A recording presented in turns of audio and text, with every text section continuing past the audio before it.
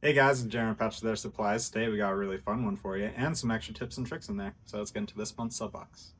Every month, we dive into epic tutorials that break down everything you need to know to make awesome rings with your monthly sub box. We'll cover the tools, the materials, and techniques you need to turn your box into a one-of-a-kind masterpiece.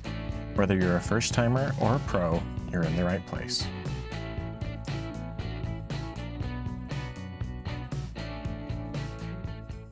Alright, so in this month's sub box we have some neon green opal, peacock green opal, obsidian black pigment, neon green glow powder, a titanium ring blank, and as well, as a bonus, we're giving you guys some diamond paste. Now, before anything else, I always like to start out by prepping my materials, and so I'm going to start by crushing up our opal into a variation of sizes. And so I'm trying to get larger pieces and smaller pieces in this inlay. It will allow the light to catch differently and just give a more natural and unique look. And so I'm going to do that both to the neon green opal and the peacock green opal. How I'm doing this, I'm just using a metal plate and a hammer that we have available on our website, as well as just a roll of tape that you might have lying around that'll just prevent pieces from flying all over the place.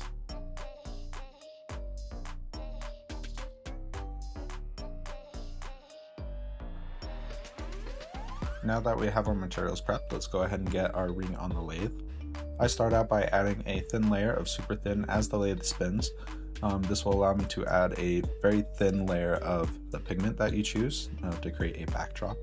So I'm using the bright neon green, but you could add a little bit of obsidian black pigment to darken this to get whatever choice of green that you'd like. And then you just add a couple drops of super thin in there, and then you could add in your materials. Now I'm doing a very compact inlay here, a 50-50 mix of the opals, and you're not really going to see the backdrop very much here, but if you want, you can do a wider spread of the opal throughout the inlay, and it'll create a different look, allowing the backdrop to be seen. And I'll show you a variation of that at the end of the video.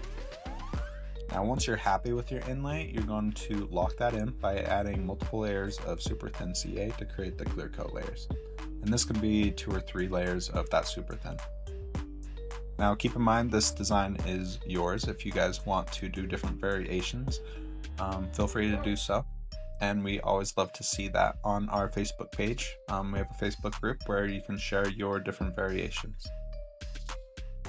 Now is our dremeling step. So since this is a titanium band, you want to be a little extra careful when dremeling. But also, opal is extremely soft, and so it's not very hard to remove that excess material on top. You can go and use an 80 grit if you would like. I like to use about 180 grit, especially on titanium. It just prevents me from over sanding when doing this dremeling step. As you can see, I'm just going around really slowly, just slowly removing that excess material. Then from there, we're going to do a pre-sand with, I use 220 grit sandpaper. That removes that extra material really nicely from the very top. And I'm not working on the bevels right now, just the very top. Then you're going to really dry that ring out, prepping it for the next clear coat layer that I'm adding here. That'll fill any holes or voids that are left from the ring. And then once that's completely set, we're all ready to go ahead and do our sanding steps. So again, 220 grit sandpaper, just sanding the top, smoothing that surface out. Now for sanding, I always use 220 to 1200 grit sandpaper. But today I want to give you a couple extra tips to keep those bevels nice and sharp. And so I use a flat surface to control the sandpaper. Here I'm using a metal ruler, but it could really be anything that allows you good control. But this just allows the sandpaper to remain flat as you sand, and as you do the bevels, you're not touching that beveled edge. Now you can do this with your hand too with a lot of practice, just like this. But it is easier, especially when starting out, to keep that beveled edge just with the flat surface.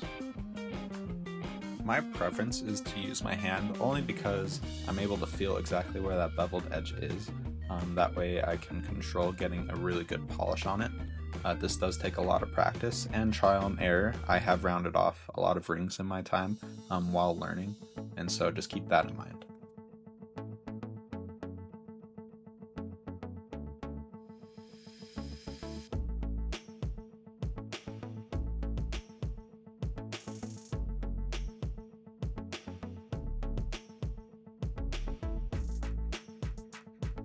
All the ring needs now is a really good polish. We have polishes available on our website. Steps 1 through 3 are perfect for titanium. I think using all 3 steps on this material allows for the best finish possible. After inspecting this one, I got really excited about this.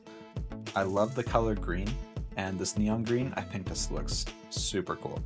Honestly, it might be one I add to my personal collection, but I would love to see your guys' variations on it as well. I came up with 2 that are slightly different that I'll show here.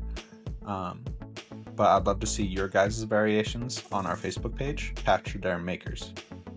I hope you guys enjoyed this one as much as I do, and I'll see you guys next time.